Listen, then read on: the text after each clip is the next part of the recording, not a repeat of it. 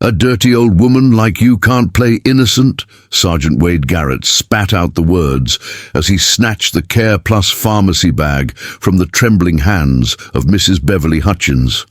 Bottles of joint pain medication scattered across the floor, rolling between the customer's feet as if they were contraband.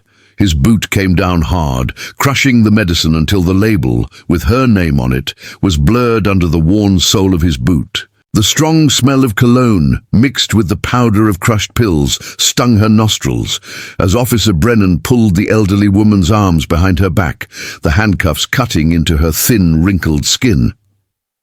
"Look at her!" shouted Garrett, displaying the scene before the startled customers, pretending he was there to buy medicine. Mrs. Beverly, with the calm gaze of someone who had already faced much, tried to compose herself. The blue cardigan slipped from one shoulder, revealing a silent dignity that he would never understand. And what the sergeant didn't know, what no one there imagined, was that the woman he was humiliating was the mother of a federal police agent who was about to dismantle the corruption scheme within Garrett's own department. Before we continue this story, please comment on which city or country you are watching from.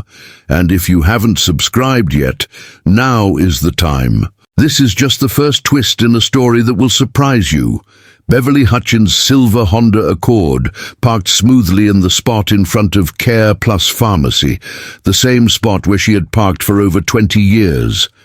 The morning sun streamed through the treetops, casting long shadows on the cracked asphalt. Beverly adjusted her bag on her lap, checked her list of medications, and took a deep breath before pushing open the car door. Her fingers, already marked by arthritis, hesitated as she turned the pharmacy doorknob. The small bell above the door jingled as she entered, greeted by the familiar smell of alcohol and medicine. "Good morning, Mrs. Sharon," he greeted with a smile. The pharmacist lifted her face from the counter, the same one where she had been preparing prescriptions since Beverly was still teaching Portuguese in the 3rd grade. "Good morning, teacher," she replied affectionately. "Having already prepared your usual medication?" The cold white lights hummed above, reflecting off the neatly arranged rows of bottles and boxes. Marcus, the young stock clerk, appeared in the hallway with the same enthusiasm he had when he was her student in school. "Do you need help today, Miss Beverly?" "No, my dear, thank you, just the usual." She walked slowly, the soft sound of her comfortable shoes echoing on the cold floor. The pain in her hip throbbed, making each step seem like a small challenge. The list was short: medicine for joint pain, blood glucose test strips, and maybe those compression stockings that were on sale. The bell rang again. 2 figures entered, their boots thumping heavily on the floor. Sergeant Wade Garrett and Officer Brennan, both from the Riverside Police Department. Garrett walked with his chest puffed out, his gaze fixed as if he owned the place. Brennan followed closely, observing every detail of the store. Miss Beverly barely noticed them, focused on finding the discount card that was stuck between her wallet and her cell phone. But when she looked up, she felt the weight of the sergeant's gaze on her, hard, suspicious. She veered off course, trying to stick to her routine, and headed towards the vitamin aisle. Their footsteps began to echo behind them, measured, calculated. Each time she discreetly turned her face, she saw the same cold, judgmental gaze. A shiver ran down the back of his neck. Behind the counter, Donna Sharon prepared the remedies with ease.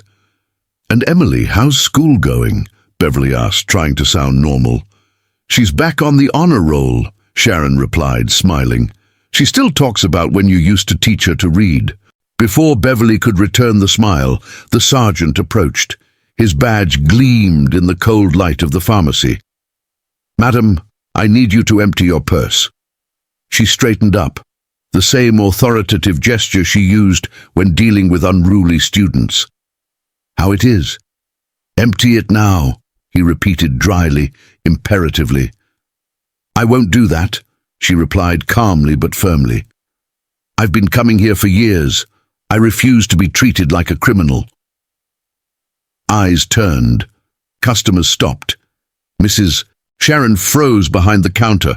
Officer Brennan turned around and positioned himself on the other side, surrounding the elderly woman. "Last chance, ma'am. Either you empty it, or we'll do it for you." "I know my rights," Beverly said, clutching her purse to her chest. "You have absolutely no reason to touch my things." Brennan's hand gripped his arm tightly, his fingers digging into the thin skin. "Don't complicate things," Garrett growled. "Get your hands off me!" Her voice echoed heavy with indignation and dignity. "I'm a retired teacher, not a criminal." Marcus dropped the boxes and took a step forward. "Sergeant, there must be a mistake. Mrs. Beverly is—" "Get back, kid!" Garrett shouted, and that tone was enough to make him retreat. Beverly's heart raced. Familiar faces, whom she had so often greeted with a smile, now watched in silence. A young mother held up her cell phone. "I'm recording," he murmured. An elderly gentleman shook his head. "This is absurd," exclaimed Beverly. "I didn't do anything." Garrett approached, his face hardened with hatred. He grabbed her shoulder and pushed her against the shelf. The boxes fell to the floor with a thud. Someone shouted, "Hey!" and a child started to cry. Mrs. Beverly's cheek pressed against the cold shelf as she felt the metal of the handcuffs biting into her wrists. "You never learn," Garrett muttered, his warm breath close to her ear. The pain in her hip burned, her body trembled, but her dignity remained intact. Around them, the pharmacy, which had once been a place of routine and trust, was now becoming a stage for humiliation and fear, and nobody there knew, yet, that the woman they saw being taken away was the mother of a federal police agent about to bring down the corruption empire behind that uniform. The handcuffs tightened around Mrs. Beverly Hutchins' wrists, the cold metal cutting into her delicate skin. A sharp pain shot through his hip as the edge of the Care Plus pharmacy shelf slammed into his hip with brutal force. "We have a drug dealer here," announced Sergeant Wade Garrett, his loud, authoritative voice echoing throughout the building. "Distribution of controlled substances. This is absurd," protested Beverly, her voice trembling, her face flushed. "I came to get my medicine for joint pain." Garrett grabbed her blouse, brutally twisting her around so she faced the shocked stares of the customers. "That's what every criminal says. Now, get on the ground." "Please, my hip. I can't bend down," she pleaded, to no avail.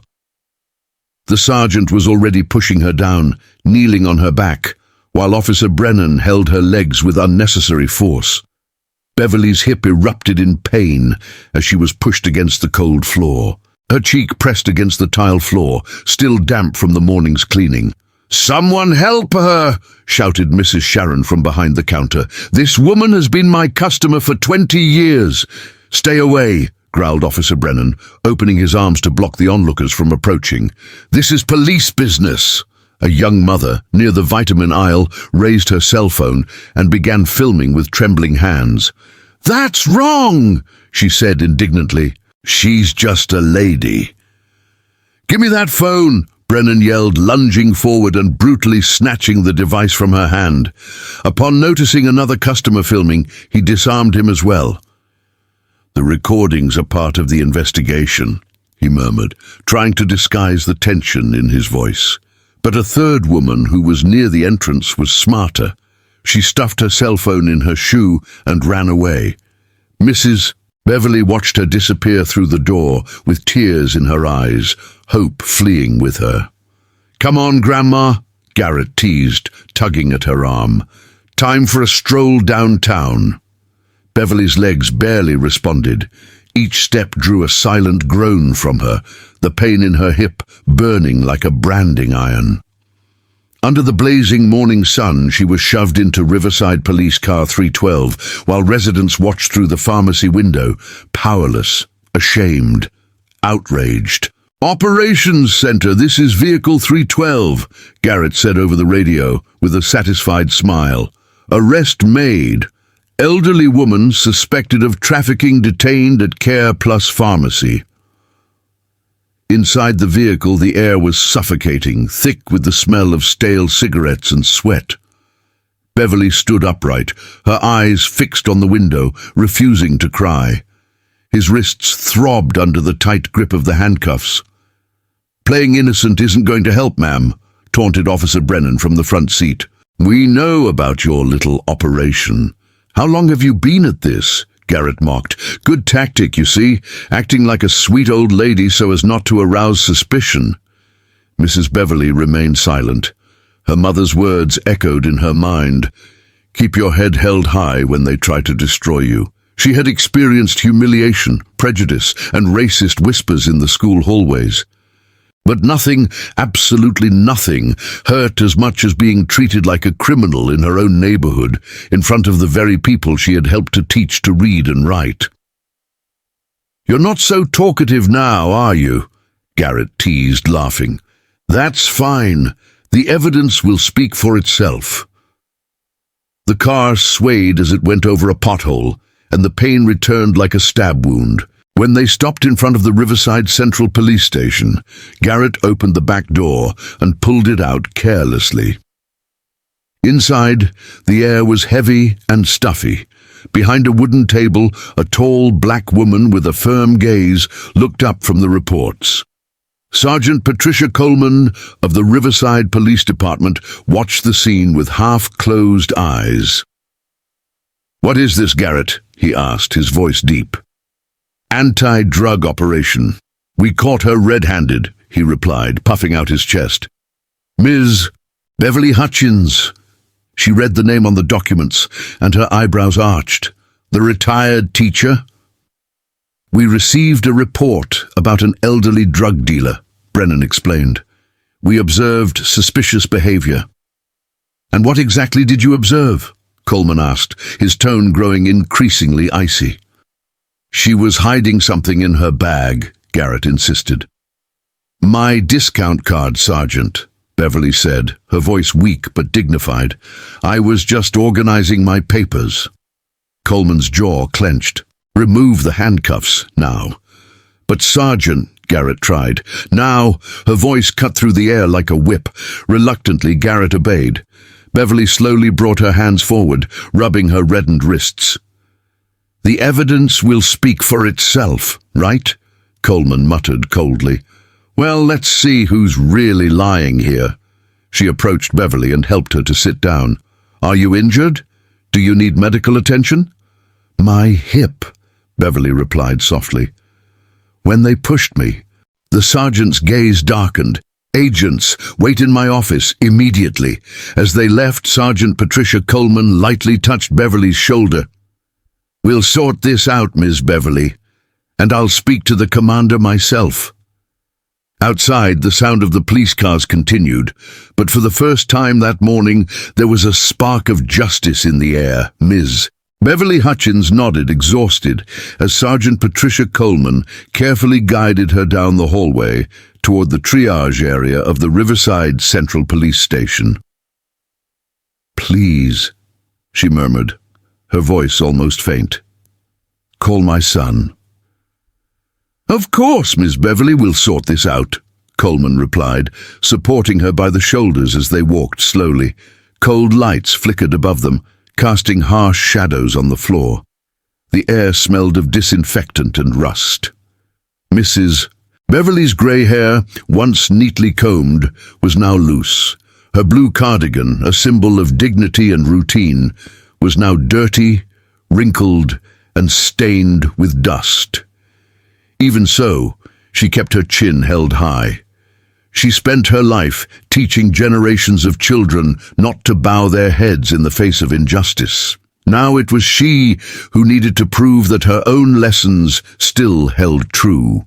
The afternoon sun streamed through the barred windows, casting golden streaks onto the cold floor. Beverly sat down on a wooden bench, her hands trembling, not from fear but from pain.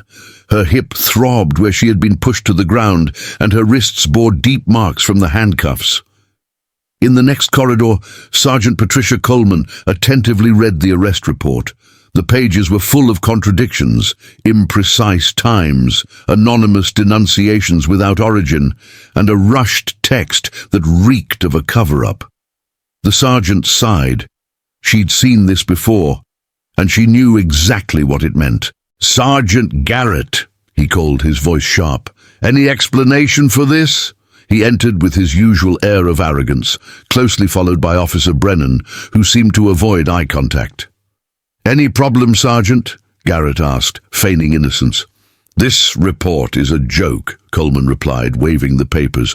"The complaint supposedly came in at 8 in the morning, but the operations center has no record of it.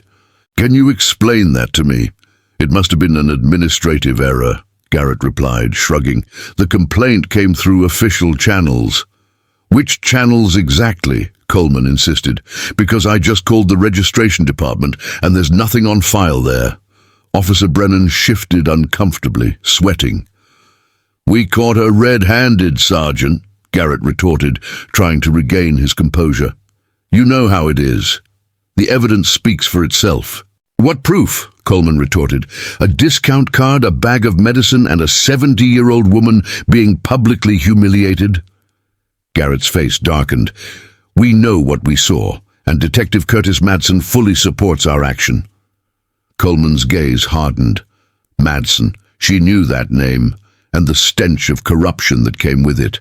I had already seen reports disappear, witnesses fall silent, and honest police officers be transferred after administrative errors.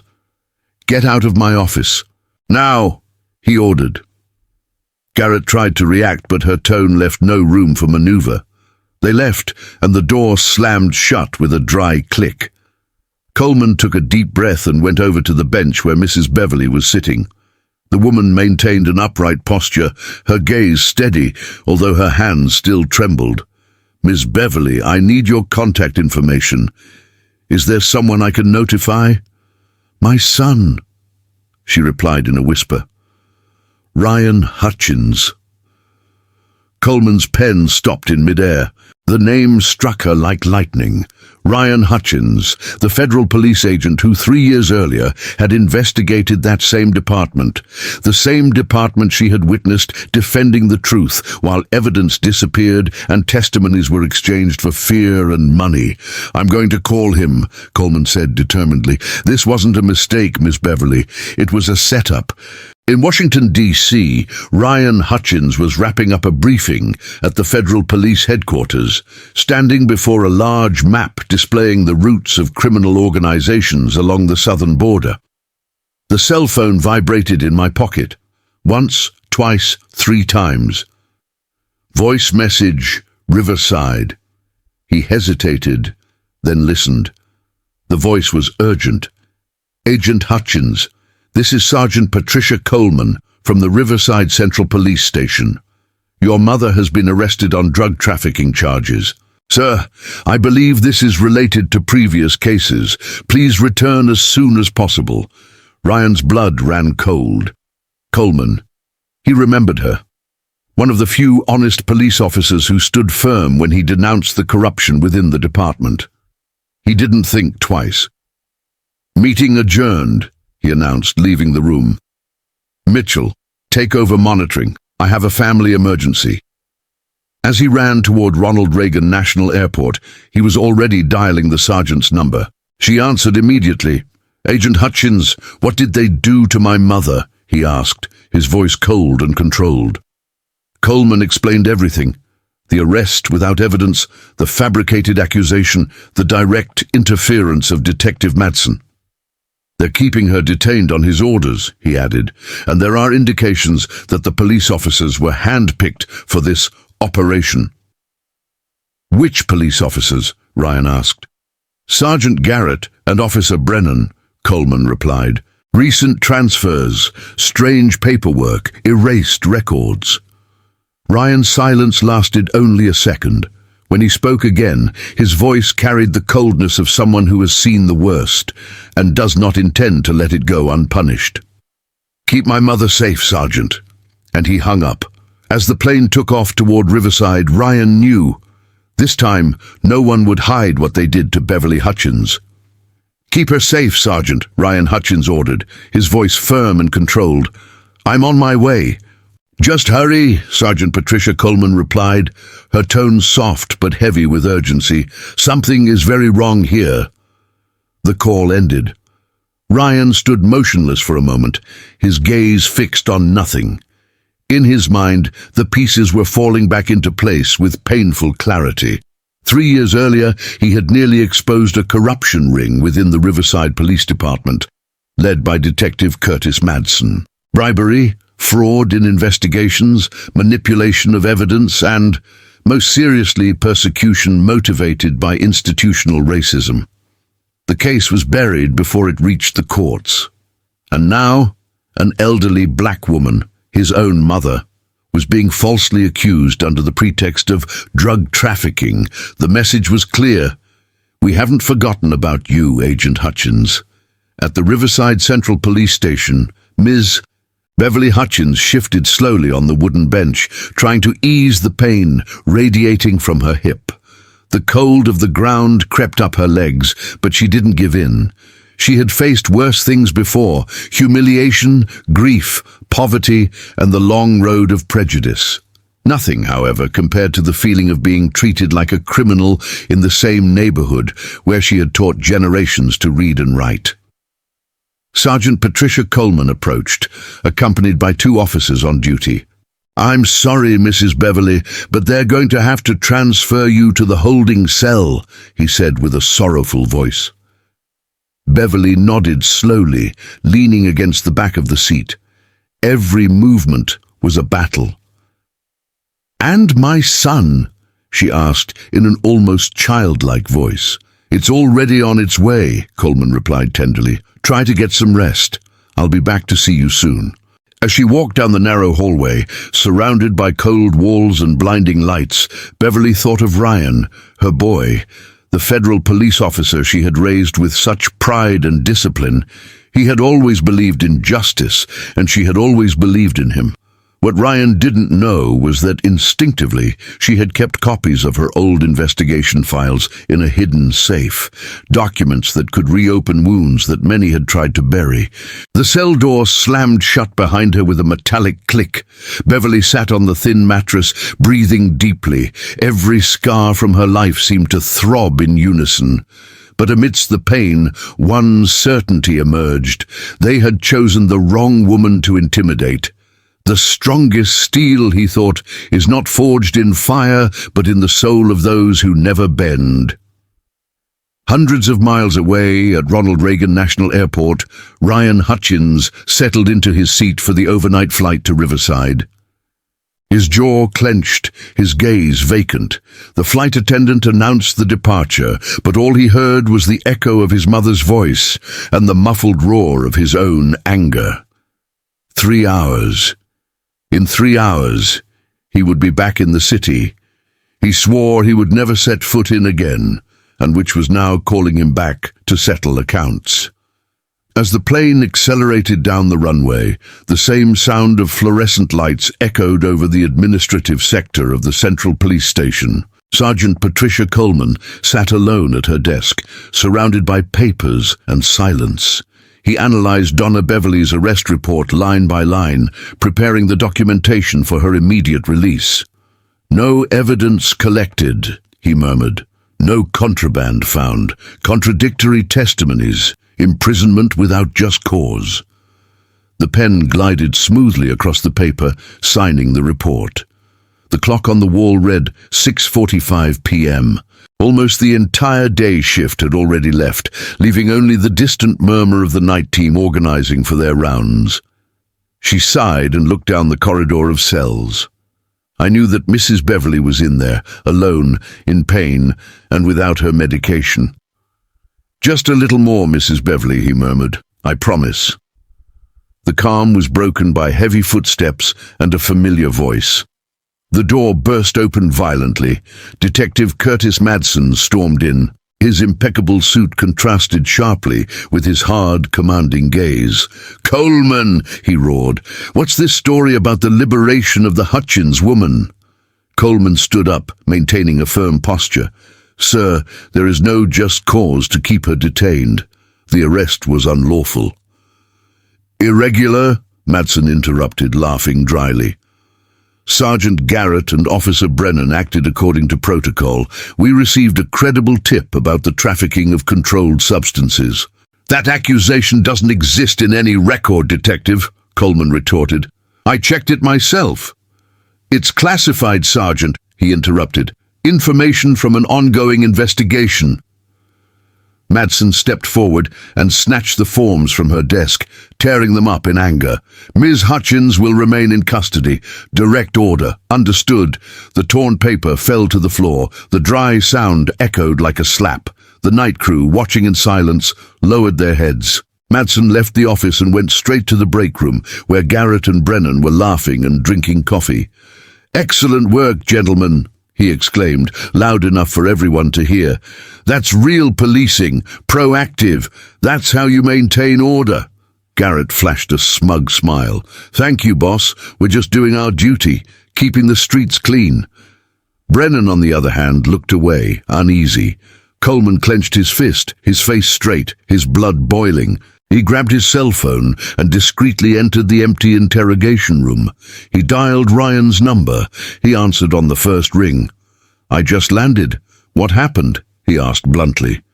Madsen intervened personally, Coleman replied, lowering his voice.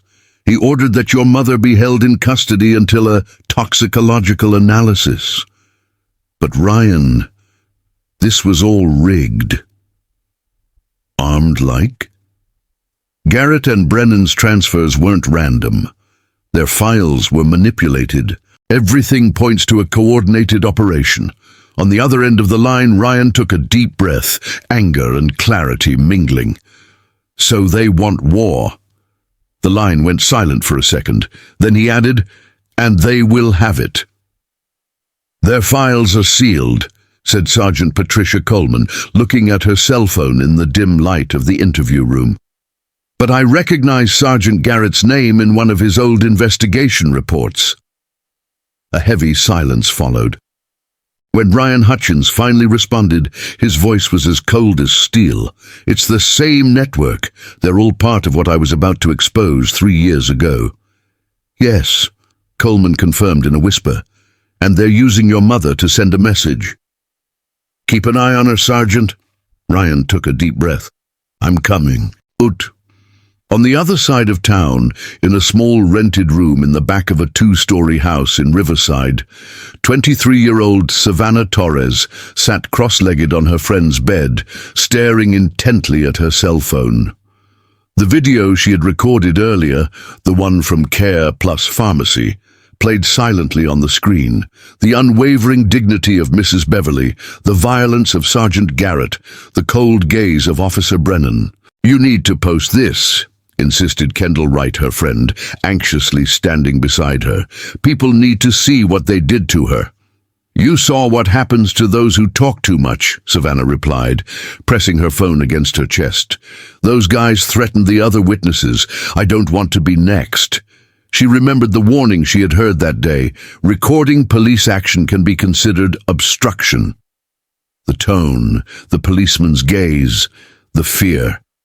It all still echoed. I'll think about it, he murmured.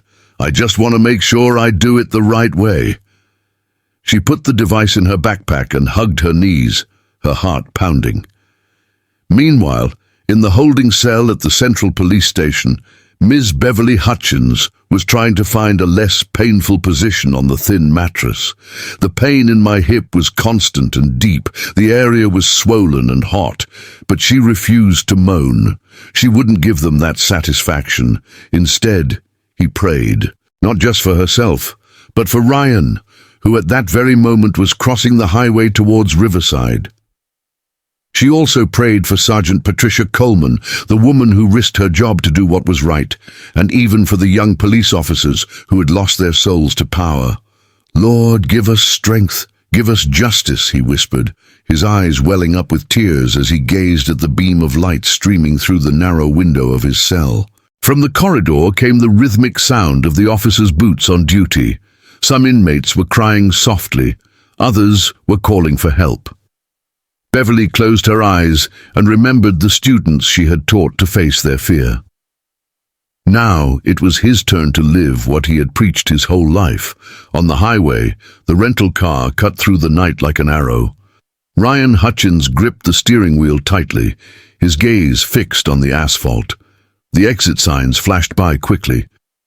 72 kilometers to Riverside. He knew that path. It was the same one he had traveled 3 years earlier when he was investigating the corruption network run by Madsen. His mother's face haunted him like a vivid memory. The woman who had raised him alone, teaching in the morning and cleaning offices at night to pay for his college education. She was the one who taught him that justice wasn't just about laws, it was a moral choice. And now she was paying the price for what he had dared to confront. He took a deep breath and whispered, "Hang in there, Mom, I'm coming." Inside the police station, the fluorescent lights continued to buzz, indifferent to what was happening in the shadows. Mrs. Beverly turned slowly on the concrete bed, her eyes fixed on the small rectangular window. Outside, a handful of stars twinkled in the Riverside sky. She knew, with a silent certainty, that her son was coming. And when he arrived, nothing would be the same again. Shortly before midnight, Ryan's car pulled into the side parking lot of the Central Police Station. The building stood imposing and gloomy, illuminated by white lamps that cast long shadows on the cracked floor. He remained inside the vehicle for a few seconds, observing the entrance through which, hours earlier, they had dragged his handcuffed mother. The phone vibrated. A short message. "South parking lot behind the trash cans. P. Coleman." Ryan got out of the car without turning on the interior lights, moving through the shadows to the agreed-upon meeting point. Sergeant Patricia Coleman was waiting for him, her face tense, her dark uniform almost invisible in the dim light. "We need to be quick," she said quietly. "The cameras have blind spots here, but Madsen is monitoring everything." "Tell me everything," Ryan demanded, his tone controlled but furious. Coleman took a folded piece of paper from his pocket and handed it over. "The anonymous tip that led to your mother's arrest was specific, too specific." "What do you mean?" "They knew everything, Ryan. Where she would be, what she would be wearing, a blue cardigan, beige pants, and even the car, a silver 2015 Honda Accord. They even knew which parking spot she usually used in front of the pharmacy." Ryan clenched his teeth. This didn't come from outside. Only someone on the inside could know these details. "Exactly," Coleman said. "The complaint didn't go through the public hotline. It came from an internal channel within the police department. Someone from the department itself set the date, time, and victim." Inside the building, the atmosphere was different. At the evidence counter, Sergeant Garrett twirled a small plastic bag containing white pills between his fingers. Officer Brennan, his gaze weary, watched in silence. "Record this in the Hutchins case file," Garrett ordered with a half-smile. "Found during the initial search, understand?" The night shift attendant, half asleep, simply nodded and filled out the report. Outside, under the cover of night, Ryan Hutchins and Sergeant Coleman exchanged a steady gaze. The truth was closer than ever, and they both knew that when it came to light, no uniform would be able to protect them. Officer Brennan shifted uncomfortably as he watched Sergeant Wade Garrett place the small plastic bag containing falsely found pills into the evidence drawer. "What's the problem, Brennan?" Garrett teased with a mocking smile. "Do you feel sorry for Grandma?" "Isn't that what the detective said?" he continued, his tone mocking. "We're cleaning up the streets." "Yeah," murmured the policeman, looking away. "Cleaning the streets." In the dark parking lot behind the Riverside Central Police Station, Ryan Hutchins processed the latest information given by Sergeant Patricia Coleman. "I need to see the case documents," he said firmly. "The arrest report, the evidence log, the inventory of evidence." "I already tried," Coleman interrupted, glancing around before approaching. "Madsen blocked everything. He says it's an ongoing investigation and that only he can authorize access. And of course, he never does." Ryan clenched his fists, taking a deep breath to contain his anger. Coleman then took a folded piece of paper from his pocket and discreetly handed it over. "I managed to make copies of the entry log before they shut down the system. See the dates and times." Under the yellowish light of the lamppost, Ryan analyzed the records. The evidence was released before the arrest. Coleman nodded. "Exactly. They're becoming careless, arrogant. They think no one will question them." Ryan raised his gaze, cold and determined. "They've never dealt with me before." "Be careful," Coleman warned, his voice low. "These men aren't just corrupt. They're dangerous, desperate." A metallic sound echoed through the parking lot, a car door closing. They both stood motionless. "Go," she whispered. "I'll keep an eye on your mother, but Ryan—" She held his arm. "Don't show how much you know yet. Wait for the right time." He simply nodded and disappeared into the shadows. Minutes later, the silver Honda Accord pulled up in front of Mrs. Beverly's house on Oakwood Drive. The simple facade, the peeling blue gate, the flowered curtains, everything remained exactly as she had left it that morning. Ryan used the spare key. The familiar scent enveloped him immediately, lemon furniture polish and the distant aroma of last Sunday's dinner. He walked through the house in silence, touching the objects with reverence. The kitchen table still held the unfinished crossword puzzle. The wall clock ticked the time in a tranquil rhythm, and the photographs on the walls told a story of love, work, and faith. The mother's presence seemed alive in every detail. In the living room, Ryan stopped in front of the fireplace, observing the framed photo of his mother's class, the last class she taught before retirement. The children's cheerful little faces, their eyes shining with pride and respect. And now, the woman who dedicated her life to educating generations slept on a cold mattress, treated like a criminal by a rotten system. The pendulum clock struck midnight. The sounds echoed through the house like an ancient prayer. Ryan looked out the window at the silent street where the neighbors slept, unaware of the rot that was growing inside the police station that swore to protect them. How many other people had been arrested like this? How many lives were ruined while Madsen and his accomplices rose through the ranks? He ran a hand over his face, exhausted and furious. In the mother's room, everything was spotless. The bed was made, her glasses were on the small table, and a Bible was open to Psalm 37:6. "He will make your righteousness shine like the dawn, your justice like the noonday sun." Ryan touched the marker carefully. "I promise, Mother. Justice will prevail." Back in the room, he stood still under the beam of light coming through the window. Dawn was still far off, but in his mind the plan was already taking shape. He needed to move silently, like a patient hunter. Any misstep could put his mother's life at risk. The wood of the house creaked in the night wind. That place, Donna Beverly's refuge of faith and love, was now also a battlefield. But for the first time since he arrived, Ryan felt something other than fear. He felt purpose. She looked again at the family photos on the wall and made a silent vow. Tomorrow they'll find out what it means to mess with a Hutchins. The first rays of sunlight began to touch the Riverside horizon as Ryan's car parked again in front of the Central Police Station. The morning activity was already beginning, sleepy police officers arriving with cups of coffee, doors slamming, the radio crackling in the background. But for Ryan, that was not going to be an ordinary day. It was the beginning of a new hunt, and this time the truth would not be silenced. In the reception area of the Riverside Central Police Station, Detective Curtis Madsen dominated the scene like an actor on his own stage.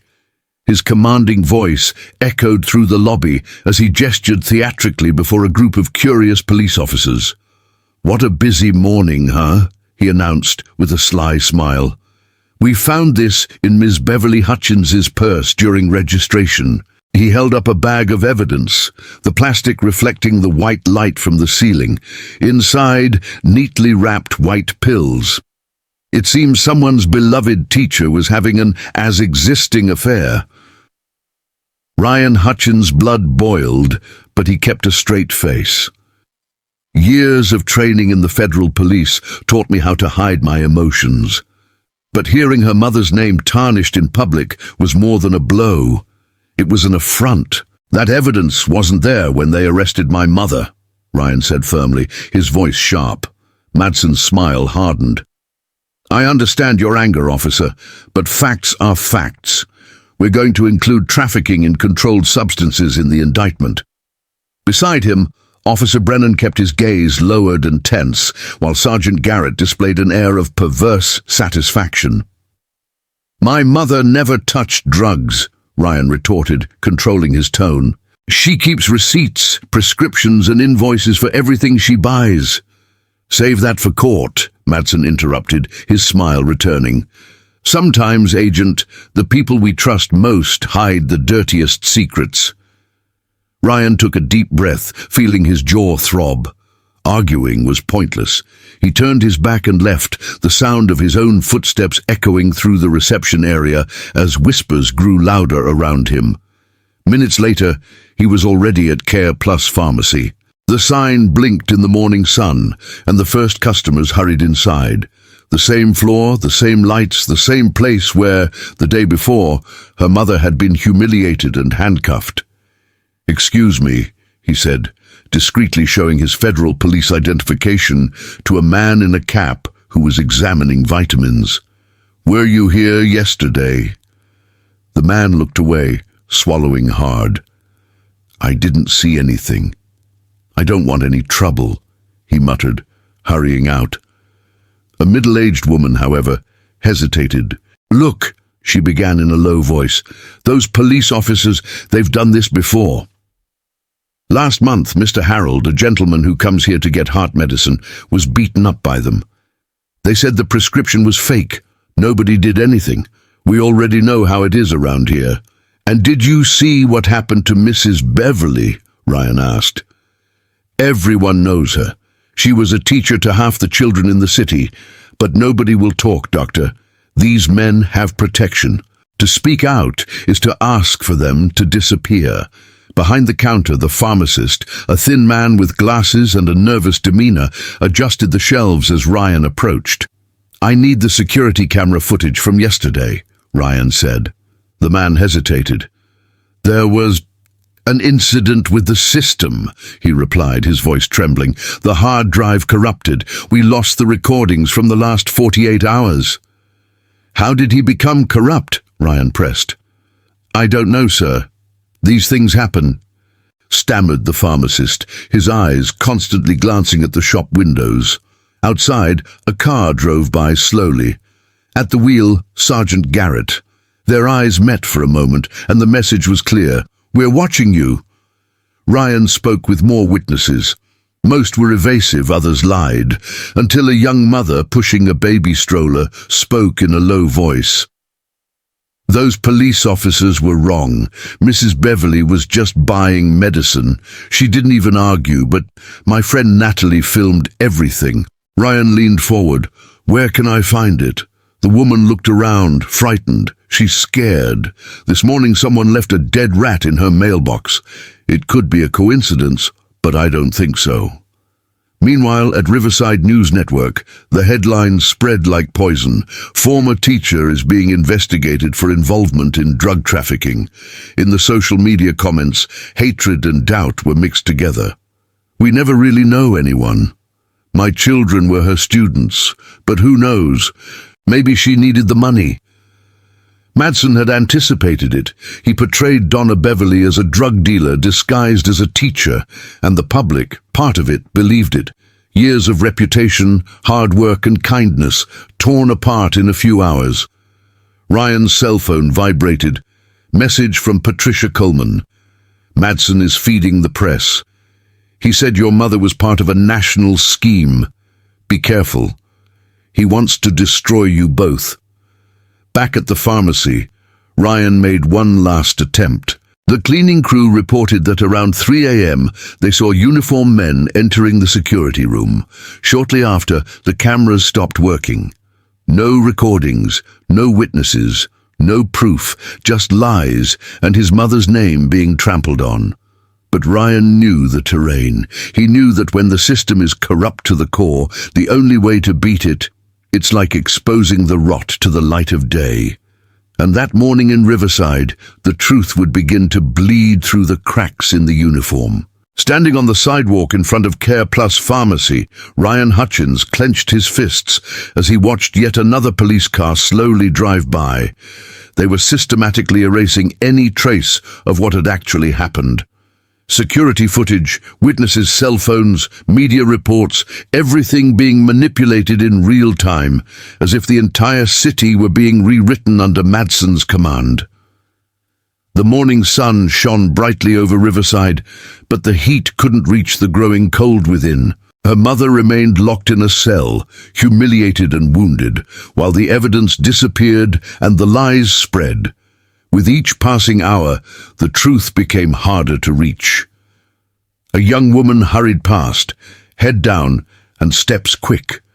Ryan noticed the posture of someone carrying a secret, the hunched shoulders, the furtive gaze. For a moment, she thought it was Natalie, the girl who had filmed the assault, but before she could call out to her, she disappeared among the pharmacy shelves, overcome by the fear of being seen.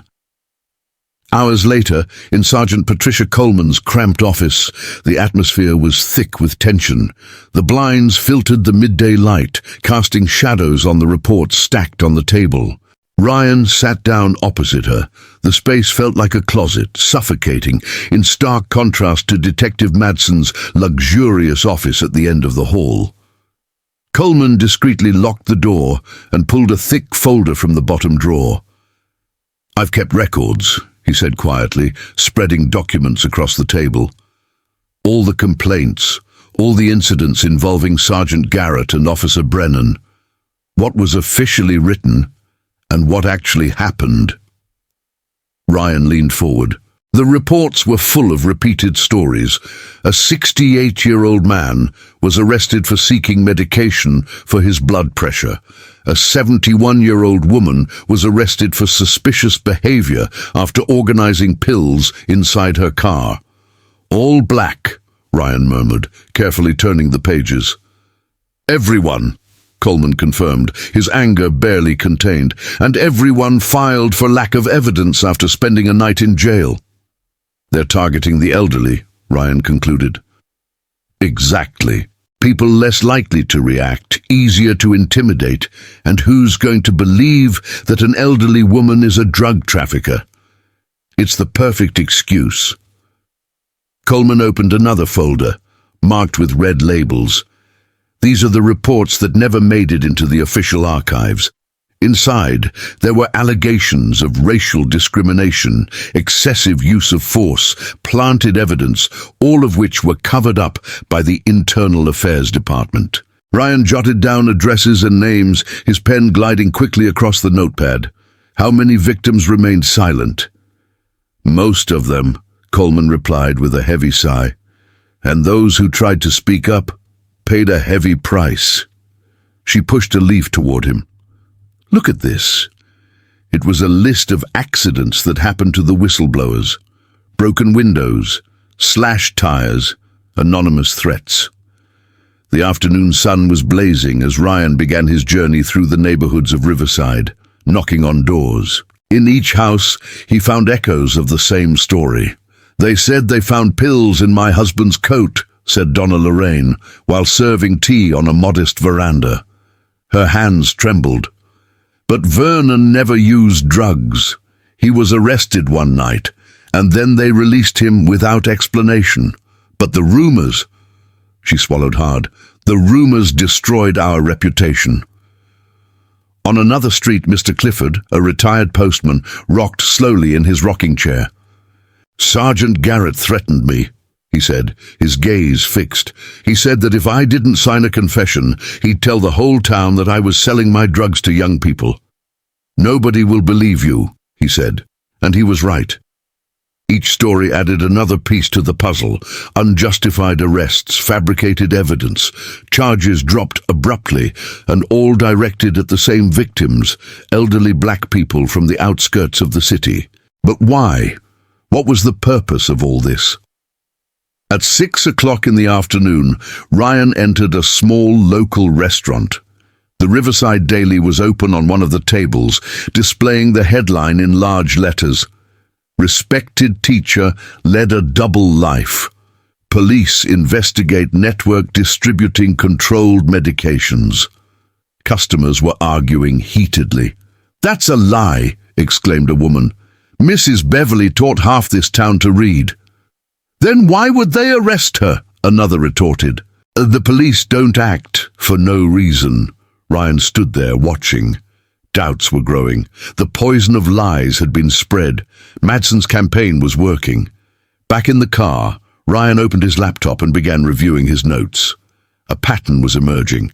Nearly all the victims mentioned being forced to enroll in a rehabilitation program called Brightview Recovery Center after their arrests. He accessed the center's financial records, and what he found made him pause for a moment. Brightview Recovery Center had tripled the number of patients in just 2 years. Public donations had exploded, and among the main donors was a name he recognized well: Detective Curtis Madsen. The puzzle was finally beginning to take shape. Prisons were the business, the innocent were the fuel, and profit, the real motivation behind all corruption. The sun was setting over Riverside when Ryan pulled the car over to the side of the road and looked out at the horizon. He knew he was getting closer and closer to the truth, but he also knew that the deeper he dug, the more dangerous the path would become. The Brightview Recovery Center's primary source of referrals was the Riverside Police Department, and the clinic's board of directors included powerful names, businessmen, politicians, and one in particular made Ryan Hutchins' blood run cold: Dr. Vincent Madsen, brother of Detective Curtis Madsen. The sun was already setting when Ryan returned to his mother's house, determined to turn his pain into strategy. In the dining room, she carefully moved aside the wall of portraits. Dozens of photos of classes and graduations, memories of 3 decades of teaching. There, he began to erect the new mural of truth. He pinned Sergeant Coleman's reports, the financial records of the Brightview Recovery Center, and photos of Sergeant Garrett and Officer Brennan at illegal arrest scenes. Lines of red string crisscrossed the space, connecting the names of the victims: elderly black residents of Riverside, humiliated, accused, and forced to participate in a rehabilitation program that served as a front for the embezzlement of public funds. In the center, he placed a photo of Donna Beverly, taken at her retirement graduation, smiling, wearing the blue cardigan that was now evidence of a crime. "They target the most vulnerable," Ryan murmured, taking notes. "They plant evidence, intimidate, and profit from silence." The wall now told a story that no one wanted to hear: a network of corruption, disguised as justice, sustained by fear, racism, and power. But to expose that, he would need more than just phone calls and suspicions. He needed irrefutable proof. Outside, a police car drove slowly down the street, for the 3rd time that hour. They were watching, but Ryan had learned patience in the federal police. He would build the case step by step, each document, each witness, until the entire system collapsed. The dining room, once filled with happy memories of her mother, now displayed the grim map of a conspiracy. As night fell, Ryan remained there, forging new connections, while the city slept, oblivious to what was happening behind the uniforms. At dawn, the sound of the cell phone broke the silence. "A new message has been sent to your encrypted email address. I have proof of what they did to Mrs. Beverly. Meet me at Riverside Park at 8 a.m. Come alone." Ryan arrived early.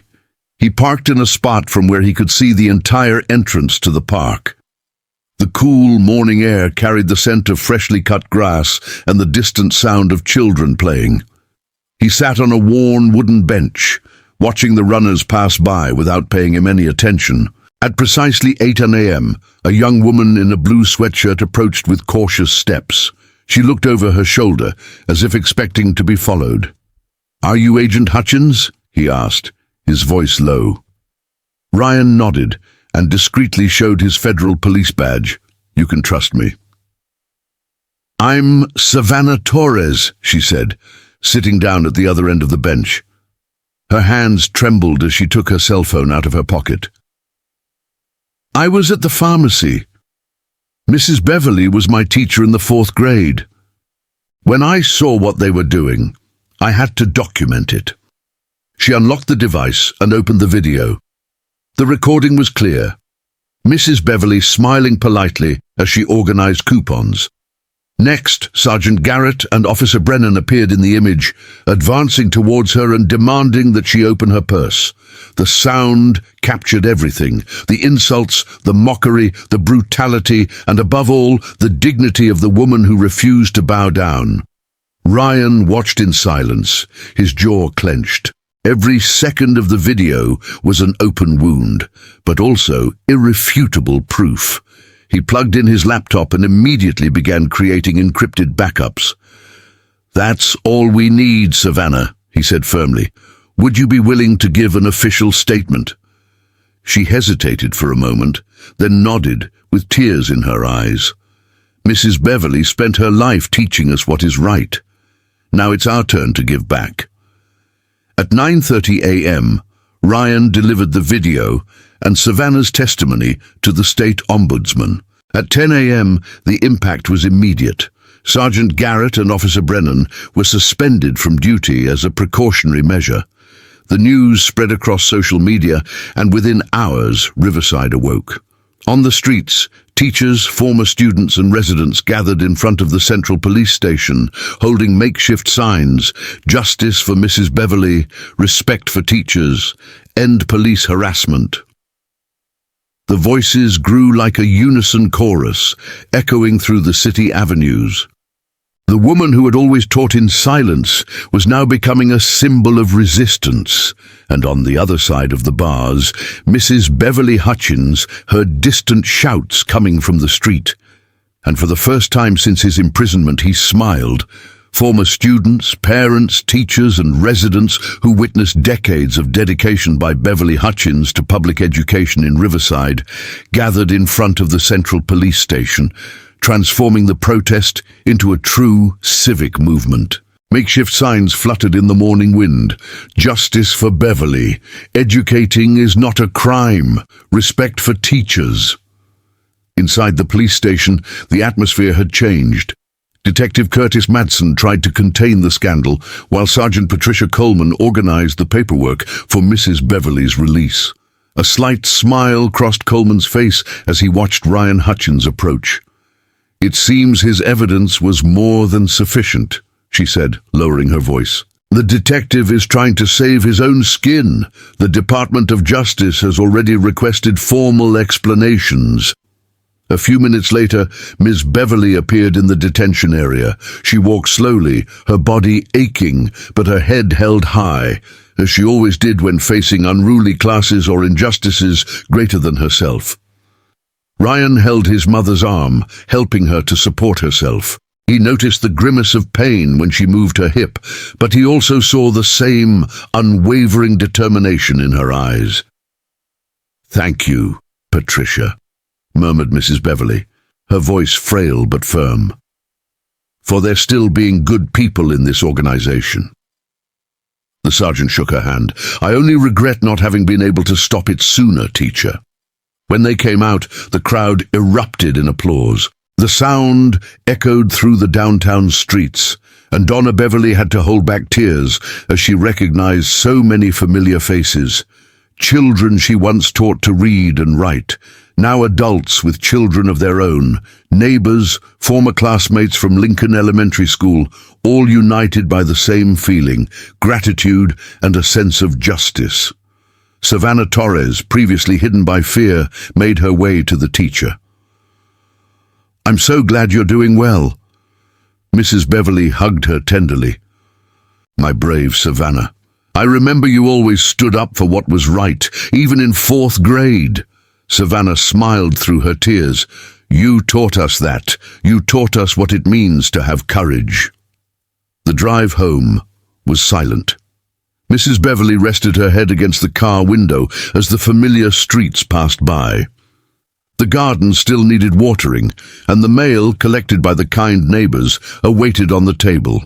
Ryan prepared toast and black coffee, just as she liked, and made sure she took her medication on time. Even though she was exhausted, Donna Beverly wanted to stay a little longer in the kitchen, watching the sun set through the windows that had so often served as a backdrop for laughter and family gatherings. "I knew you'd come," she said softly, squeezing her son's hand. "When they locked me up, all I could think was, my son will fix this." Ryan took a deep breath, the anger contained between the lines. "They should never have touched you, Mom. Never. But it's over. You're home now." Night fell over Riverside and exhaustion finally won.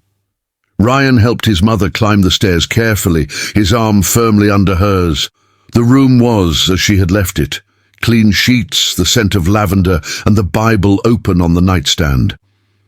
She put on her light blue nightgown, and he arranged the pillows. "My good son," she murmured with a tired smile, "always taking care of your old mother." Ryan kissed her forehead. "Sleep, Mom. I'll be right downstairs." Mrs. Beverly closed her eyes, listening to the crickets chirping outside the window.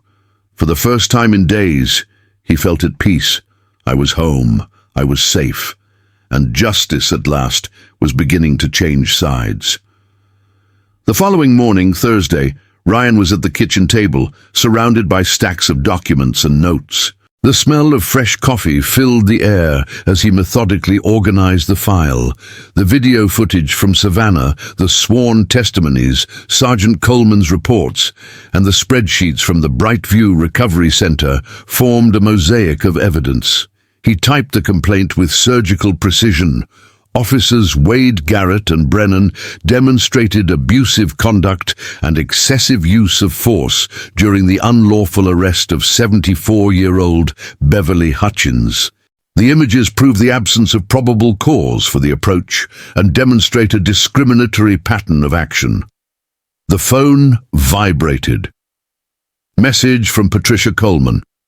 "State investigators are on their way. They want to review everything." Ryan took a deep breath. With each key pressed, the case gained more structure, more power. He knew that this wasn't just about his mother.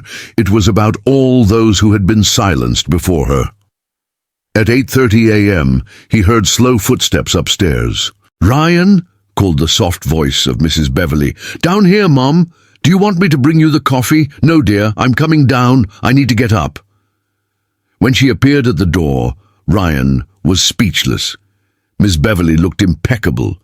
Pressed dress pants, light blue sweater, hair neatly combed, posture erect. "Mom, you didn't need to get so dressed up today. You should rest." She smiled. "Rest, yes. Hide, never." She straightened her sweater. "I have dignity, Ryan, and nobody will take that away from me." The son simply nodded, pride in his eyes, because at that moment he realized her mother was not just a victim. She was the living symbol of the courage that rebuilds the truth and teaches an entire city the meaning of the word justice. The next morning, Ryan Hutchins prepared his mother's usual breakfast: toast with strawberry jam, scrambled eggs, and her morning medication. While Mrs. Beverly ate calmly, he explained what would happen next. "The Internal Affairs Department is taking this case very seriously, Mom. Savannah's video is irrefutable." She nodded, spreading the jam with the methodical care of someone transforming routine into resistance. "These police officers need to learn that they can't treat people like that," he replied. "Not just for me, but for everyone who came before."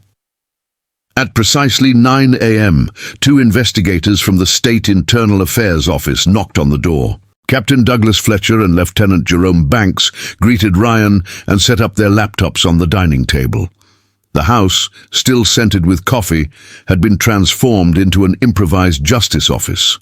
Captain Fletcher played the video of the arrest, the sound of insults, the images of unnecessary force, Donna Beverly's trembling voice pleading for calm, all filled the air with a heavy silence. "That's brutal," Fletcher murmured. "No doubt about it, excessive use of force without justifiable cause."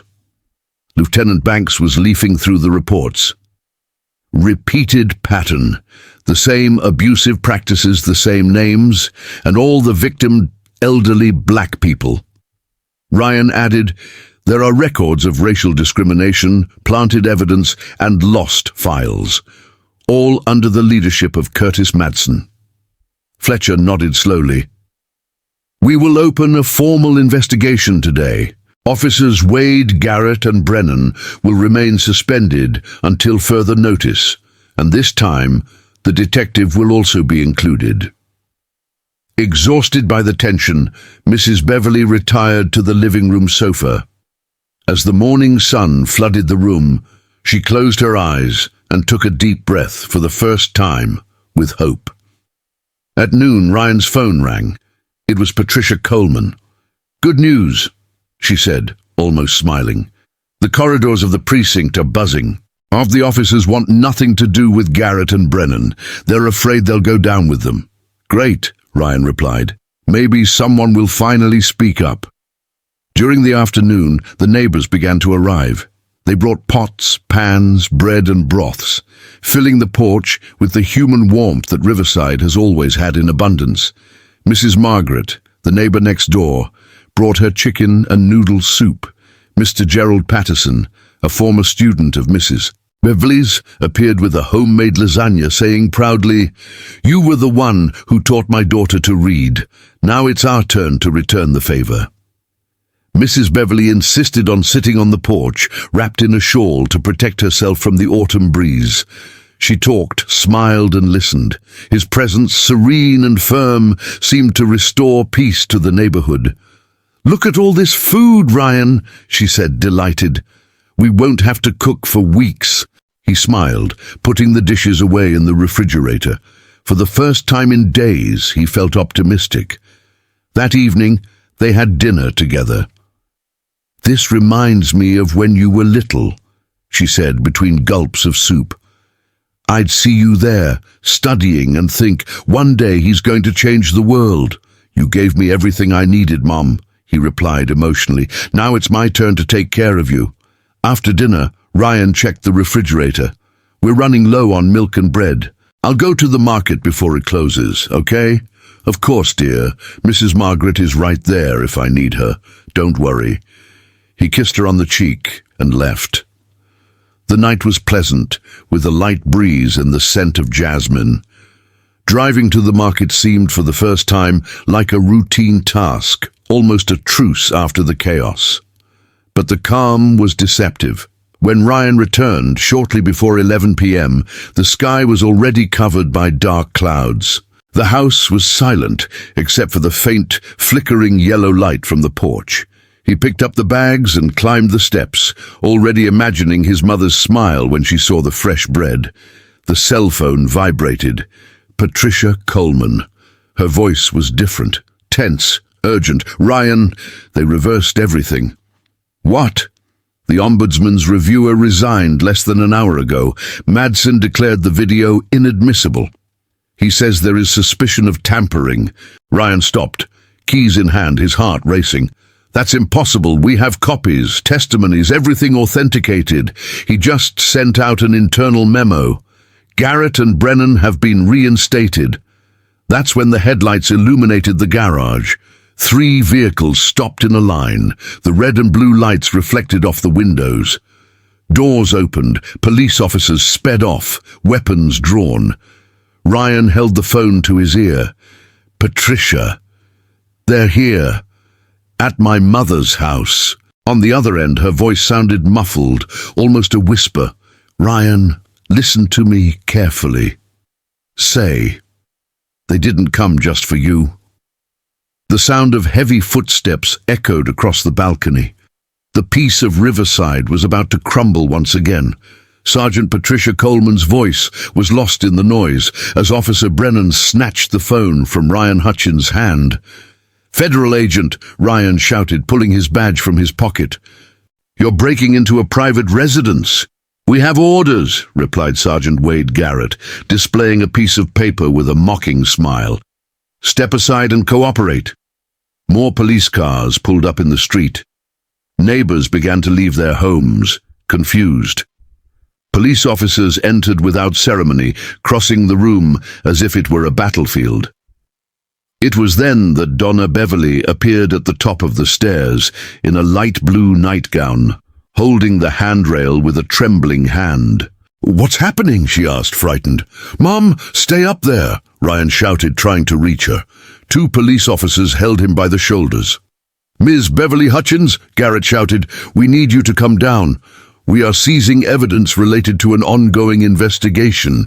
"You don't have that right," Ryan retorted. "We have every right, Agent Hutchins," replied a cold voice behind them. In the doorway of the room, Detective Curtis Madsen appeared, impeccable in his dark suit, with the look of someone who had planned every detail.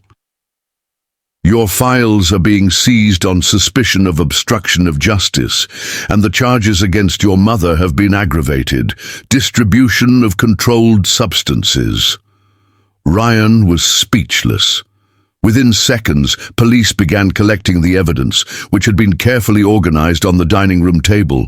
Reports, recordings, folders, everything. Ryan's laptop was placed inside an evidence bag. "Don't touch that!" he shouted, trying to intervene, but the most devastating sound came from the top of the stairs.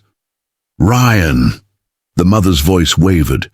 He turned and saw her staggering, her knees buckling. He pushed past the police officers and ran, catching her before she fell. Mrs. Beverly's face was pale, her breathing short and labored. "Call an ambulance," Ryan shouted. "Now!" Madsen lazily nodded to a subordinate. "Call the paramedics." While Ryan held his mother in his arms, the police continued rummaging through drawers, tearing out folders and documents. "You'll answer for this, Madsen," Ryan roared. The detective crossed his arms, impassive. "Watch your words, Agent Hutchins. Threatening an officer is a crime." The ambulance arrived a few minutes later. The paramedics rushed in, placing Mrs. Beverly on a stretcher. Ryan tried to get his mother's medicine from the bathroom, but Garrett blocked his way. "This is now proof, officer."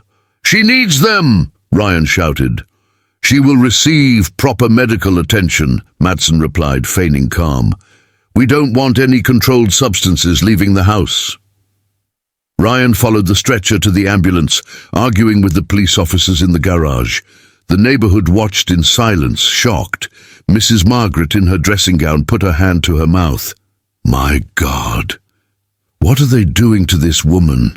he murmured. "You can accompany her," said the paramedic, opening the back door. "But we need to go now." Ryan climbed into the ambulance and held his mother's cold hand as the vehicle drove away. Through the windows, he could see the police officers carrying boxes with their evidence, disappearing into the night. At Riverside General Hospital, Mrs. Beverly was taken straight to the emergency room. Ryan paced back and forth, his body tense, his gaze fixed on the ICU door. My phone vibrated. Message from Patricia Coleman.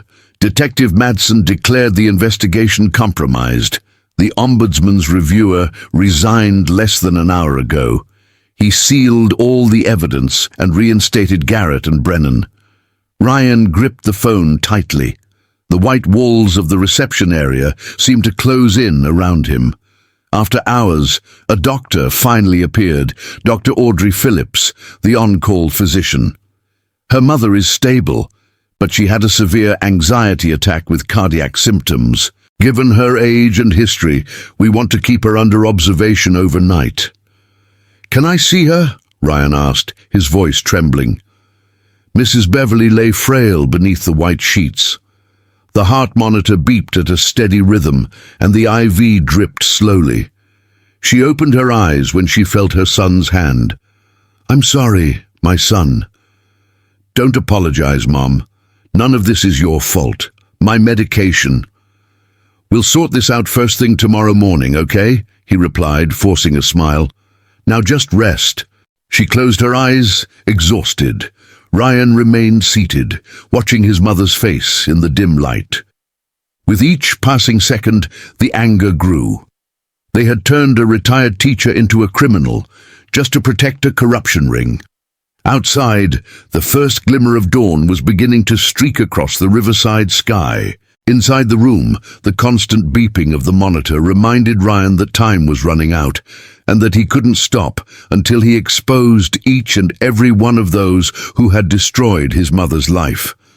Because now, more than ever, he knew what was at stake. It wasn't just about justice, it was about survival. While Beverly Hutchins' heart monitors emitted regular beeps in the silence of the early morning, Ryan watched his mother's serene face and made a silent promise.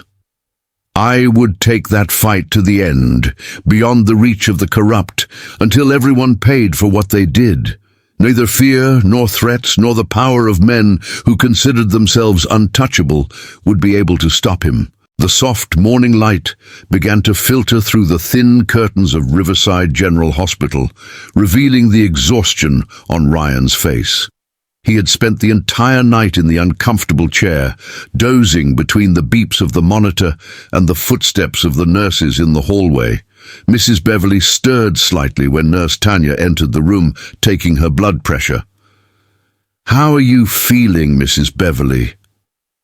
"A little better, my daughter," he replied in a soft but firm voice. Tanya smiled, noted the vital signs and left, leaving mother and son alone. Ryan leaned forward and held his mother's hand. "The doctor said that if everything remains stable, you can go home today." She nodded, looking at him with the same gleam she used when teaching an important lesson. "Ryan, there's something I need to tell you," she said, pausing to take a deep breath. He frowned. "What, Mom?" "That case, the one they forced you to abandon. The one about corruption in Riverside." "Yes, I kept some things they tried to destroy." Ryan straightened up in his chair. "What kind of things?" Her eyes focused. "A USB flash drive." "What?" "With all the documents you've gathered. The financial records, the emails, the reports, everything. Mom, that was classified material.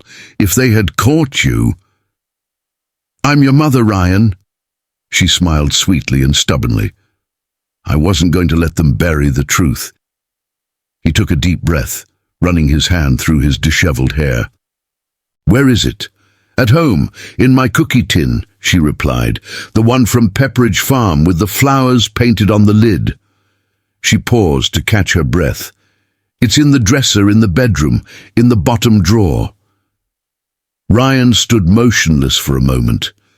That woman had spent years protecting a secret that could bring down an entire power structure.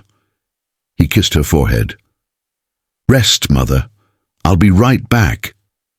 The morning was clear and cold when Ryan drove to his mother's old house. Police tape still marked the scene of the previous night's raid. He crawled under it and went inside. The interior was a mess. Papers scattered, furniture pushed around, the family portrait overturned on the floor. He went upstairs and headed straight to Mrs. Beverly's room. The old dark wood dresser was still there, leaning against the wall. Ryan opened the bottom drawer, pushed aside old handkerchiefs and towels, and pushing to the very back, found the biscuit tin. He lifted the false bottom, and there it was, wrapped in tissue paper, the small silver pen drive. He sat on the edge of the bed, his heart racing. 5 years earlier, he had worked on a corruption case within the Riverside Police Department. He had uncovered evidence tampering, fabricated arrests, and suspicious financial dealings between detectives and affiliated rehabilitation companies. But before he could finish, he was forced to step down under political pressure. He believed all the files had been destroyed, but his mother had saved them. He connected the USB drive to the cell phone. Within seconds, hundreds of files appeared on the screen. Spreadsheets tracking irregular payments, emails detailing arrest quotas by neighborhood, photos of secret meetings between police officers and directors of rehabilitation centers. And among the documents, the same name always appeared: Detective Curtis Madsen. Your signature, your stamp, your fingerprint, the final link in the chain of corruption. The scheme was colossal. The department had been systematically arresting elderly and black residents on false charges, directing them to the Brightview Recovery Center, a partnered network of rehabilitation clinics. Each arrest generated kickbacks, fees, bonuses, and false performance reports. It was a money-making machine built on the humiliation of innocent people. In the financial statements, Ryan found monthly deposits coming from shell companies disguised as legal consulting services, a closed circle of illicit enrichment. It was more than corruption. It was a violation of human rights on an institutional scale. He carefully closed the flash drive and put it in the inside pocket of his coat. The distant sound of a siren echoed through the streets of Riverside, but now he had everything he needed. The phone vibrated. Patricia Coleman. "Ryan, I just found out. They're trying to transfer your mother's case to the regional court. Madsen wants an immediate custody hearing." "Let them try," he replied firmly. "This time, I'll take it all the way to Washington if I have to." "Be careful. Madsen is calling in favors, trying to block any outside investigation." Ryan looked out the window, his gaze fixed on the city skyline, which now seemed smaller, darker. The morning sun reflected off the metal of the flash drive in his hand, and in that reflection he saw what remained of the promise he had made to his mother hours before. He wouldn't stop. Not even when he exposed Madsen, not even if he destroyed the system that sustained men like him, because now the truth was alive, and no one could erase it anymore. "His influence doesn't reach where I want to take this," said Ryan Hutchins, turning the car key. Sergeant Patricia Coleman's voice sounded firm on the speakerphone. "So go all the way, Ryan. Whatever you found, make it worthwhile." He turned off the car and sped down the still empty avenue, the sun rising behind the buildings of Riverside. With each kilometer traveled, the decision became clearer. He would ignore the local authorities. "I would take the evidence directly to the FBI's Civil Rights Division in Washington, D.C. There, not even Detective Curtis Madsen could manipulate the truth. At Riverside General Hospital, Mrs. Beverly was awake, sitting on the bed, her breakfast still untouched. When she saw her son enter, her eyes lit up. "Did you find it?" he asked, with a tone that was a mixture of hope and fear. Ryan nodded, giving a light pat to the pocket of his jacket where the silver pen drive rested. "You kept everything, Mom. Every document, every record, everything they tried to erase." He held her hand. "Why didn't you tell me sooner?" "I was protecting you," he replied. "They'd already destroyed your career once. I needed to make sure that when the time came, this would make a difference." Her eyes lit up. "When they arrested me and I saw those same faces still hurting innocent people, I knew. It was time to stop being afraid." Ryan leaned in, his voice low and firm. "Everything is going to change now, Mom. What you saved is what will destroy them." The morning sun streamed through the curtains and touched Donna Beverly's face. She smiled, a small smile, but the smile of someone who knew she had won part of the war. In the hospital corridor, the echo of Ryan's footsteps mingled with the hum of the heart monitors. He walked to a corner near the emergency exit, where the signal was more stable and no one could hear him. The flash drive felt like it weighed as much as an entire country. 5 years of tests, 5 years of silence. 5 years had passed until that moment. He picked up his cell phone, took a deep breath and dialed the number he knew by heart. After 2 taps, a female voice answered. "Special Agent Diane Richardson, FBI Civil Rights Division." "Diane, "This is Ryan Hutchins." Silence. Then a faint sound of papers being turned. "Ryan, the Riverside case?" "Exactly." He looked around, making sure he was alone. "I have everything, and more than I ever imagined." Within minutes, he described everything: the illegal arrest of her mother, the planted evidence, the systematic attacks on elderly black people, the links between the police and the Brightview Recovery Center. "They're profiting from targeted arrests, Diane. Bribes, contracts, false reports." The agent's tone changed. It became serious. "Send everything now, Ryan, and use the encrypted channel." Ryan opened his laptop, connected to the secure network, and began sending the files. Financial spreadsheets, emails detailing prison quotas by neighborhood, photos of meetings between police officers and clinic directors. The silence on the line was broken only by a low murmur. "My God, this is bigger than corruption. It's a systematic violation of human rights." Other voices joined Diane's, members of the FBI's National Civil Rights Task Force Coordination Team. Ryan overheard fragments of the conversation. Targeted persecution. A conspiracy between public and private agents. Emergency action at dawn. 20 minutes later, Diane returned to the line. "Ryan, we are authorizing a federal operation." "When?" "Tomorrow at sunrise. The team is already on its way to Riverside." "And what about the accusations against my mother?" "They will be removed as soon as we take control of the police station." She paused.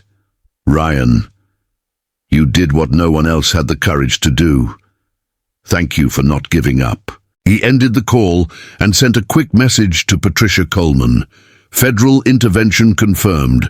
5 a.m. Mobilize only trusted police officers." The answer came in seconds.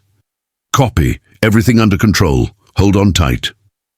Back in her room, Mrs. Beverly looked out the window, her face peaceful. "Are you all right?" she asked, noticing the different gleam in her son's eyes. "Better than good," he replied, sitting down beside her. He spoke in a low voice, almost a whisper. "The Department of Justice has authorized a task force tomorrow before dawn." "Are they really going to do it?" she asked, her voice filled with emotion. "Go. And your flash drive is the proof that will take them all down. Madsen, Garrett, Brennan, all of them." Mrs. Beverly's face lit up with a peace he hadn't seen in days. She placed her hand on his. So it was worth keeping. Ryan clenched his fingers, feeling the weight of the moment. The distant sound of sirens mingled with the steady rhythm of the heart monitor. Outside, the sun was beginning to disappear behind the buildings. That night, mother and son would sleep under the same roof of justice for the first time in years, with hope.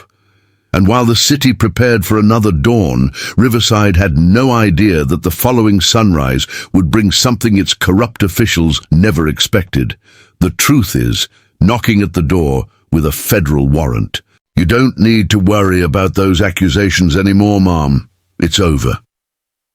Ryan Hutchins's words broke the silence of the room, and tears welled up in Mrs. Beverly's tired eyes.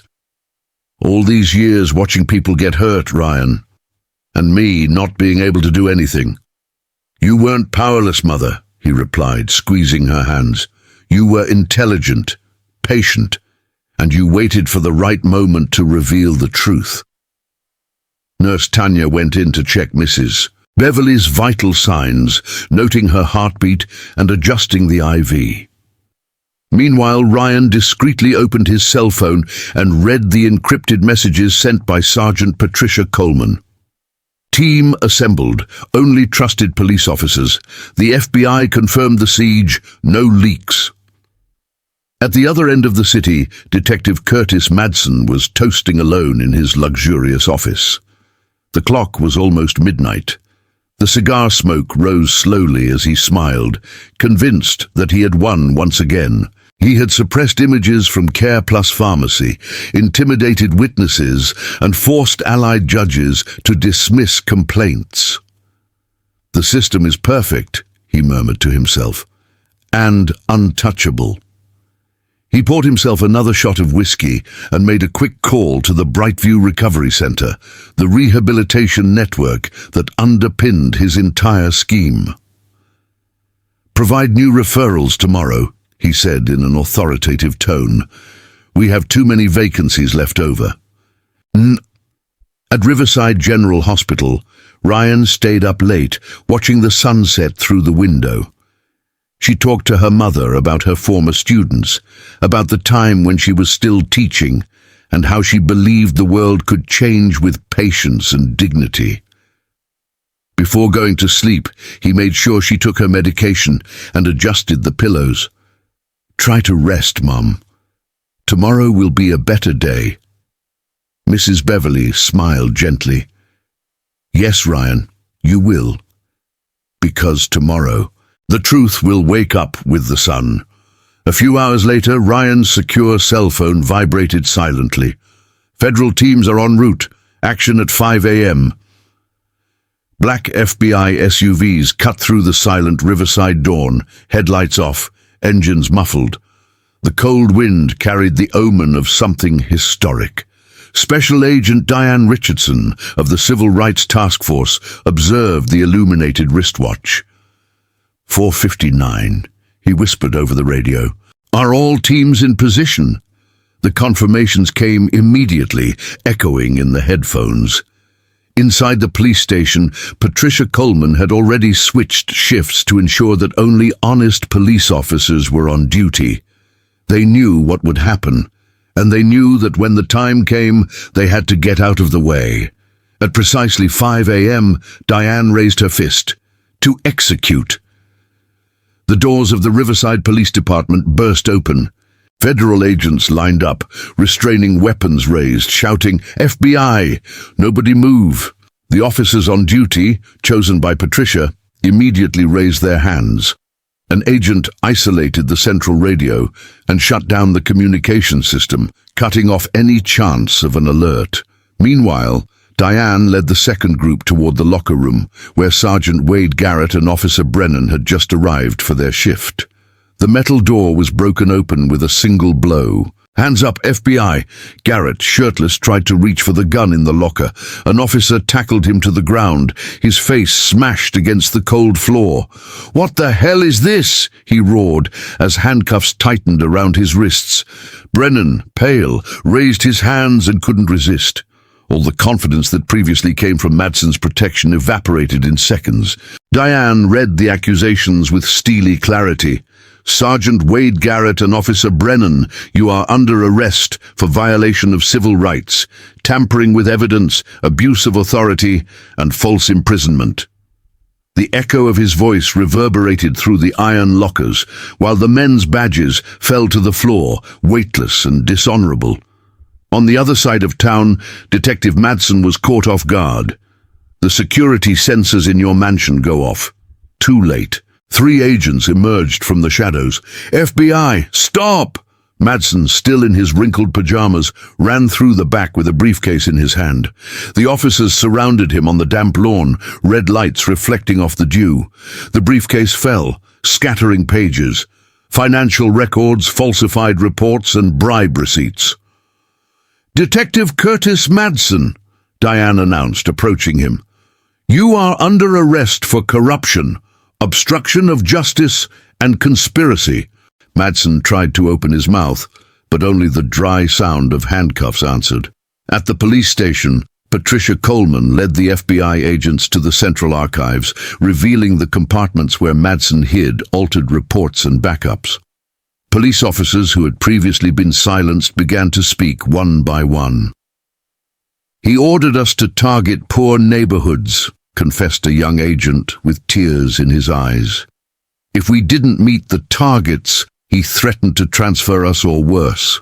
The sun began to rise over Riverside, gilding the rooftops and revealing the magnitude of the operation. Press helicopters flew over the city, transmitting images in real time. The cameras captured federal vehicles surrounding the police station, the suspects being led away in handcuffs, and the astonished onlookers on the sidewalks filming with their cell phones. In Riverside News Network's coverage, the headline echoed in red letters: "Corruption dismantled, federal task force arrests detective and agents involved in fraudulent arrest scheme." In the hospital, Mrs. Beverly woke up with the sun shining on her face. Ryan entered the hallway with his cell phone in hand and a restrained smile. "It's over, Mom. They were arrested, all of them." She took a deep breath, tears streaming down her face. Finally, Ryan. Finally, the country saw what they did. He leaned down and kissed her forehead. "The country saw, Mother, because you never gave up on the truth." Outside, the church bells were ringing, and for the first time in a long time, Riverside woke up clean. The sun had already risen completely when the helicopters stopped flying over Riverside. The streets, once marked by fear and distrust, were now filled with a mixture of astonishment and hope. Black FBI cars still blocked the central block, and TV cameras broadcast live images that few would believe to be real. Detective Curtis Madsen, handcuffed, being led into a federal vehicle, his face rigid and sweaty, the look of someone realizing, too late, that the empire of impunity had crumbled. Outside the Riverside Police Department, dozens of residents gathered, some still in their pajamas, others holding makeshift signs with hand-painted slogans. "Justice for Mrs. Beverly! Enough silence! No one is above the law!"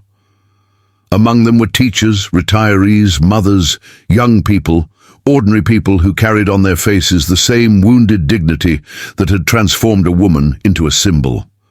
At Riverside General Hospital, Ryan watched everything on the news. The live images showed the same building where his mother had been handcuffed and humiliated, now taken over by federal agents.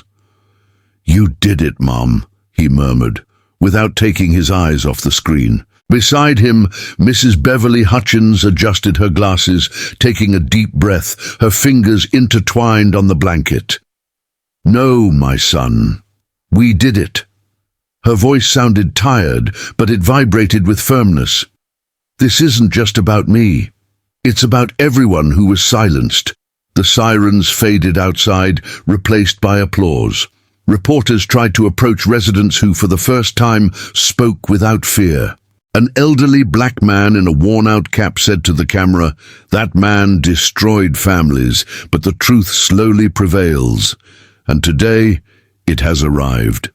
At noon, Special Agent Diane Richardson held a press conference on the steps of City Hall. Microphones were protruding in front of her like spears. "Following an investigation by the FBI's Civil Rights Task Force, we have proven the existence of a corruption, discrimination, and abuse of authority scheme that has been operating for more than 5 years in the municipality of Riverside. Several officers are in custody, others are cooperating with the investigations, and I want to make it clear, no uniform protects criminals." The crowd applauded, and in that sound echoed something the city hadn't heard in a long time: confidence. In the afternoon, Ryan walked alongside his mother through the hospital corridors, now free of rushing nurses and hurried doctors. It was a calm day, as if the building itself breathed a sigh of relief. In the reception area, a reporter from local TV approached. "Miss Beverly, you have become the face of the fight against corruption in Riverside. What would you like to say to those who have supported you?" She thought for a moment. "To say it wasn't courage, it was necessity," he replied calmly. "When injustice knocks on your door, you only have 2 choices: lower your head or stand up. I chose to stand up." The crowd in the square watched the live broadcast. Some cried, others clapped, and a group of students from Lincoln Elementary School hung a banner on the fence. "Professor Beverly, the most important lesson was the one you lived." That night, The wind blew lightly across the city rooftops. In Donna Beverly's house, there were still marks of the raid, drawers ransacked, picture frames broken, the floor scratched by police boots. Ryan ran his hand over one of the cracked photos on the table. It was an old picture of him as a boy, smiling in the schoolyard where his mother taught. She entered the room slowly, leaning on her cane. "Let's leave it like this for now," she said, looking around. "Each mark here is part of what we've endured." Ryan smiled, exhausted, but at peace. "The Department of Justice is going to open a National Civil Rights Commission. Your case will be the first to be used as an example. They want to hear your testimony." "Then let them listen," she replied, "but let them also listen to what these streets have to say, because justice isn't done only in the courts, it's done in people's memories." Days later, Riverside became a national symbol. News reports on broadcast television showed the city that had defied corruption. Ms. Beverly was invited to speak in Washington, D.C., alongside federal agents, professors, and public defenders. She declined the spotlight, but accepted the invitation for a simple reason: to speak for those who could not. In the plenary session, his voice echoed, measured and firm. "I didn't fight to be remembered. I fought so that no one else would have to go through what I went through. And if this story serves to change the destiny of even one person, then it was worth it." The audience rose to their feet in applause. Ryan, in the front row, couldn't hold back his tears. Back in Riverside, a plaque was placed at the entrance to Central Plaza, across from the old police department. "Plaza of Truth, in homage to Beverly Hutchins, a symbol of resistance and human dignity." On the day of the inauguration, hundreds of people attended. The children's choir from the school where she had taught sang Amazing Grace, and the whole city seemed to breathe a sigh of relief. As the sun set, painting the sky red and gold, Ryan watched his mother chat with former students, smiling with the same serene glow as always. He knew that chapter had ended, but the fight for truth never ends. It just changes hands. And now, the hands that once trembled with fear held banners, books and cameras, ready to tell new stories. Because in Riverside, from that dawn onward, no one believed in silence anymore. Justice had a name, a face, and a memory. And her name was Beverly Hutchins. The story of Donna Beverly is not just about a wronged woman. It's about what happens when the courage of one person awakens the conscience of an entire city. She reminds us that justice is not born of power, but of truth. That however strong the system may seem, nothing is more powerful than a voice that refuses to be silenced. How many Beverlys are scattered across the country, silently facing abuse, prejudice and neglect? How many hold on to evidence, memories and pain, waiting for the right moment to be heard? This story invites reflection. What would you do if you saw injustice happening before your eyes? Silence protects the guilty. Speech, however small it may seem, paves the way for change. Comment which city or country you're watching from. Share how this story made you feel. And don't forget to like and subscribe to the channel to follow new stories of courage, truth, and resilience.